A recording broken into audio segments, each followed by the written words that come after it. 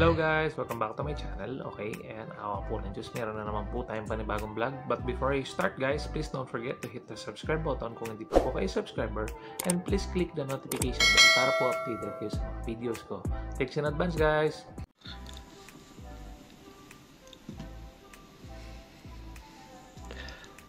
Hello guys! Welcome back to my channel. Okay, yan, awa po ng Diyos. Once again, meron na naman po tayong panibagong review. And this review is about this product, which is the Extreme 32 V Series Smart TV MF3200V. Ayan guys, so Smart TV lang to. Hindi po siya Android, no? Yan, so actually na-unbox ko na ito guys. And naka-install na siya doon sa ating wall, no? Bali, this came with a bubble wrap only. Tapos, ang kinaganda naman guys is, ano siya, no? Hindi naman damage yung product, no? It comes with the free wall bracket, no? And it has some rin yung mga tornilyo sa likod, no? So diretso na tayo guys doon sa ano. So yun nga, being said, dumating to na bubble wrap lang. So yun, so explain ko sa inyo kung ano naging problema ko sa product na ito. Okay, so dito tayo sa ano natin, sa ating product mismo. Okay guys, so this is the TV, no? Yan. So kung mapapansin nyo guys, yan, so medyo manipis naman ang mga bezels, no? Halos frameless din yung dating niya, no? Yan, no? Extreme with the logo. Yan. Okay, so then makikita nyo rito, ito yung ano niya guys, yung sa mahirap ang anahin niya, no? But it comes with the some, yan guys, yung mga, yan yung mga ano niya. Meron siyang USB, meron siyang mga HDMI, meron siyang line out, audio out. Yan. And ayan guys, kung mapapansin niyo, meron siyang speaker which is not included to the product, no. Binili ko yun separately, no. And ganito yung mangyayari guys pagka natin siya, ginamit natin siya. So it has a light there. Okay. This is the remote, of course. Yan, ito yung remote niya, no? Yan guys. Hopefully malinaw yan. Okay. Yan, it comes with the pre-installed Netflix, YouTube, and then it comes with the logo sa baba, no? Yan, no? So, i-on natin. Okay. So that you will see kung paano siya mag-start. Okay, so yan guys. Extreme logo. Para sa mga nagbabalak itong bumili, so that you'll know kung ano ba ang itsura ng Extreme Smart TV. Again, this is not an Android TV. This is a size 32 inches, no? 32 Smart TV lang po ito, no? Wala siyang Google, wala siyang Android na pwede kayong mag-apps. So yan. So ganyan ang mangyayari, no? Alam ko may tatanungin ng mga kung kunyari for example first time nyo siyang bubuksan, may mga tatanungin ng mga details na konti. Meron kang i-connect mo siya sa wifi, ganyan. Other than that, dire-diretso na siya at ganyan pa rin ang uuwian niya. So yun, ang useful lang naman dito sa akin is yung YouTube, of course, yung Netflix. Yung mga ibang apps na yan, kailangan mag-register ka dyan. And if I am not mistaken, is ano siya guys, no? May bayad yung mga apps na yan. Ewan ko kung hindi ko pa nakakalkal lahat eh. Pero yun nga, again, ang nagiging ano ko lang is meron siyang ano guys, meron siyang bayad yung mga applications na hindi naman natin usual na ginagamit. Like for example, yung Prime Video, alam ko may bayad yan. Nasa 300 yata. Pero hindi ko alam eh. Hindi ko pa siya na ano. But then again, this one, ayan. So, dito tayo. No? Ayun, no? Dito tayo. Nandiyan siya. Home. Tingnan natin yung source. Okay. Oh, ayan. Yan din. Diba? Oh. Hinaan natin guys. Medyo maingay. No? Okay. So, ayun. So, syempre, na-review ko na to guys eh. So, bibigyan ko na lang kayo ng pinaka, guys. Ito yung volume control nung speaker ko sa likod. Kaya masyadong maingay, no? Yan guys. No. By the way, I bought that in Shopee as well. Nasa 150 pesos, no? Yan. So, ayan. Ang pinaka ko dito guys, ang napansin ko dito is ayan guys, siyempre muna natin masyado maingay.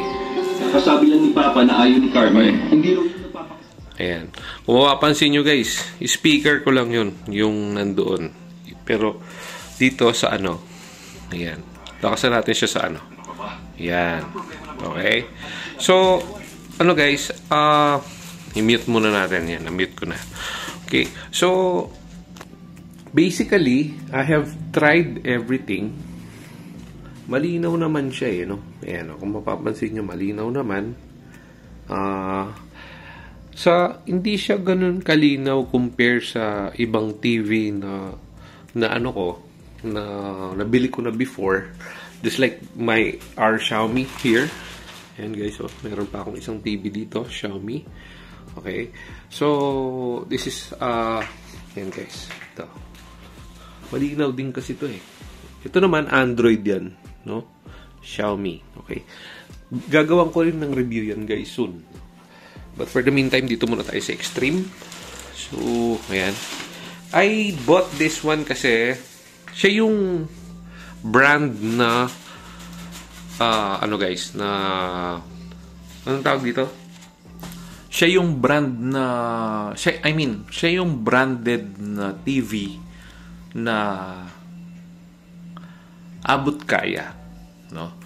I got this at around 5.7 5.6 with my coins, no? Nabili ko kasi ito sa Lazada, no? Si Lazada kasi meron siyang papakoins na nililes sa mismong product, no? Pero kung bibilin ko ito without the coins, nasa 6,000 din siya. So, at that price point kasi, you will be looking for some brands, no? And so far, ito namang Extreme na ito, alam naman natin, nakilala ito sa Magic Sing nila, 'di ba? Yung karaoke mic, no? So I thought magiging okay din sa mga products nila since medyo meron na rin namang pangalan itong brand na ito. So, however, ayun nga guys, so ang naging problema ko dito, tatapatin ko na kayo, no? Kung bibili man kayo nito, you just have to be ready and just buy a speaker. Okay? A line out speaker. Kasi kung kunyari sa TV, like this one, yan guys, sa TV, malakas ang audio niya, no? Pero, no. Sige, sa TV, sa YouTube, malakas ang audio niya. But, sadly, sa Netflix, mahina siya. Mahina yung, yung audio niya sa Netflix. And I just don't know kung sa ibang apps ganun din siya, no? Nakakalungkot kasi I have to buy a separate speaker pa just to enjoy watching Netflix. And that's bad for someone who is a new owner of a brand like this. So, 'di ba? Dapat ang ginagawa ng Extreme is yung pinopromote niya yung walang ganong issue or less issue dahil syempre kung ikaw na bago kang owner ng ganilang brand na ganyan, they should have see na dapat maayos ang naibibenta nila so that in the near future, pati yung mga ibang type ng products nila, mabili din ng mga tumatangkilik ng produkto nila. Like for example, meron naman din silang speaker. Alam ko meron na ring ref itong mga to itong Extreme na ito. So, all-in-one package na siya, no? Dati Magic Sing lang siya. Yung mic lang na karaoke yung nito, yung sumikat nito. So, ayun. So, ayun ang ating review, no? Again, tingnan nyo guys, para malaman nyo, in-Netflix ko yan. Okay. In-Netflix natin so that you will witness. Okay. So, nakapatay niyan yung speaker ko eh. No? Nakapatay yung speaker ko so that kayo na yung mag-witness kung hindi totoo yung sinasabi ko. And, sandali guys ha. Hanin natin siya. Okay, set muna natin siya. Okay, yan. Naka yung ano natin yan. Papatayin ko yung sound, natin yung, itong speaker natin ito. At gagamitin natin yung mismong audio lang ng TV.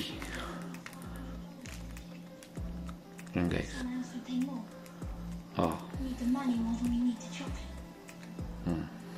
Tingnan nyo guys.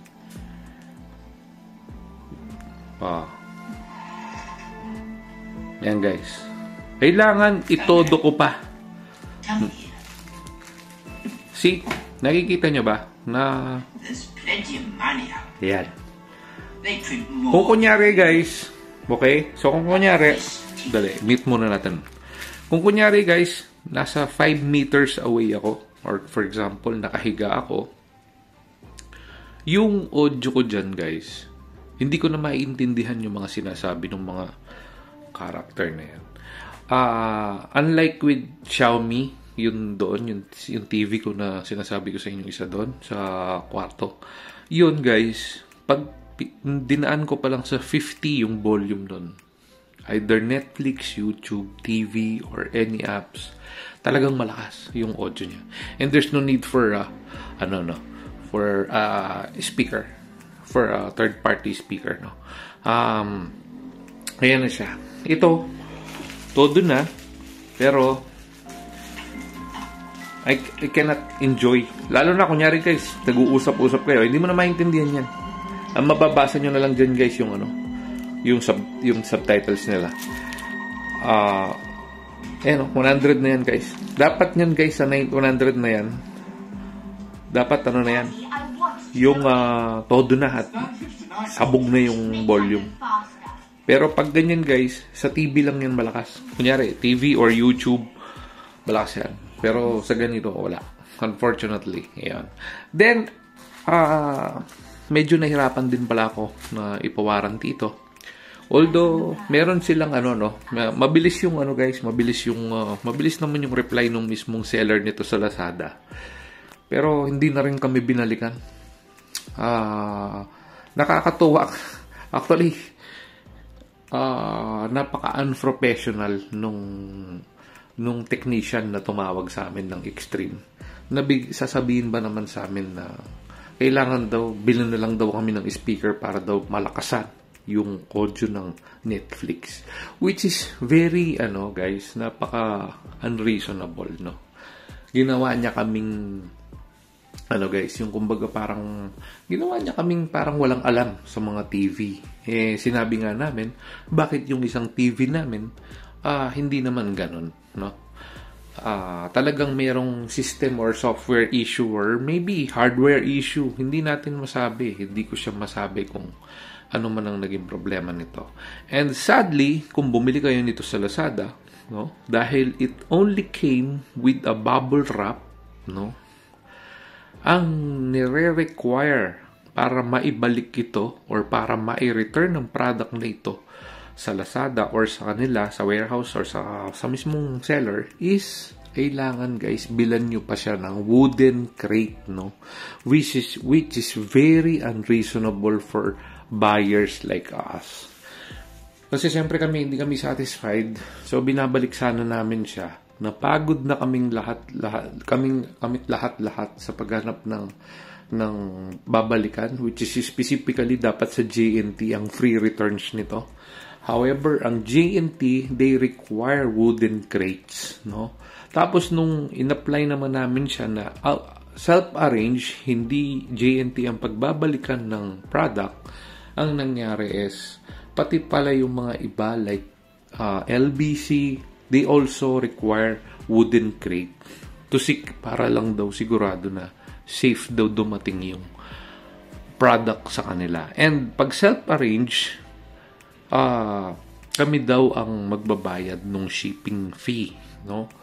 Which is pwede daw ibalik sa amin ng seller ito pag kunyari sinabi daw nila na wala naman daw problema, etc. But ang kinasakit lang ng ulo namin dito is yun nga, they don't understand na may problema yung product nila, yet ganun pa rin, no? So ayun guys, sinishare ko lang sa inyo, no, so that kung may balak kayong bumili ng TV nito, ayun, yun yung magiging problema ninyo in the future. And so far, sa mga iba naman, sa TV, sa YouTube, wala naman siya nagiging problema. Malakas naman ang higop niya ng internet. Wi-Fi niya, okay, maayos. Yung sinasabi nilang Dolby, yung audio niya, parang hindi ko rin feel na Dolby siya. Siguro, saktuan lang. Hindi naman tunog na cheap, like yung brand, yung mga tunog lata. No. They're good naman that compared to that. Pero yung sasabihin mong Dolby siya, parang hindi. Unlike yun nga, ito, si Xiaomi, yung nandito sa may TV ko dito.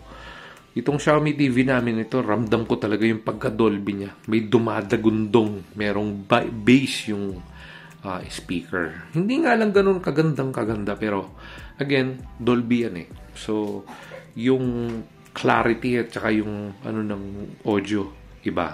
Pero compare to TCL na dating kong TV, yung audio lang guys ay walang sinabi. Yung audio ng mga to, kahit yung Xiaomi pa, hindi pa sila pwede sa TCL. Yung TCL kasi guys, talagang pwedeng pang audio at pwede ring pang video. Ganun siya kaganda guys. Pwedeng gawing speaker yung TV ng TCL. Lalo na basta audio, sila, Dolby. Meron kasi silang speaker sa baba na special, which is laging yun ang pinagmamalaki ng TCL. So yun guys, I think we're done. Yan na po ang ating vlog for today. This is just a review, no? So, hindi naman siya ganong, ayun guys, yung likod niya, no? Yan, nakikita nyo. Medyo mataba siya sa likod. Then yung free bracket niya. Alam mo, yun lang yung isang nagustuhan ko dito sa product na ito. Kompleto ng tornilyo yung brackets niya, no? Unlike doon sa Xiaomi, yun guys, ito. Kailangan pa akong bumili ng ibang bracket. And actually, yung tornilyo na ginamit ko dyan, tornilyo din dito yan sa Extreme na to. Itong si Xiaomi, wala eh. Talagang siya, tipid sa sa bracket. Ito, free yung bracket nito. Yun ang isang kinaganda naman ng Extreme. Okay? Pero, other than that, again, so, kung bibili kayo guys, actually kahit naman si Xiaomi, bubble wrap lang nung dumating sa akin. So, yun yung naging sakit ng ulo ko sa pagbili ng online sa Lazada or Shopee. They require you wooden crate, no? Kung ibabalik nyo man sila sa mga sellers. So, maghadaan na kayo na sakit ng ulo ninyo if in case na bibili kayo online. Ngayon, kung marunong naman kayo magkarpintero, bili lang kayo ng kapirasong kahoy, i-return nyo yung product at least, di ba? Lalo na kung kunyari nagkaroon ng linya yan o kaya dead pixel, naku, kawawa kayo. Siyempre, balik nyo na lang para mabalik yung pera ninyo, no? So yun guys, I think we're done for the day. Yan na po ang ating 32 inches Smart TV of Extreme 3200 V series of Extreme brand. Okay, thanks for watching. Keep safe everyone. Thanks be to God. Bye for now. Bye.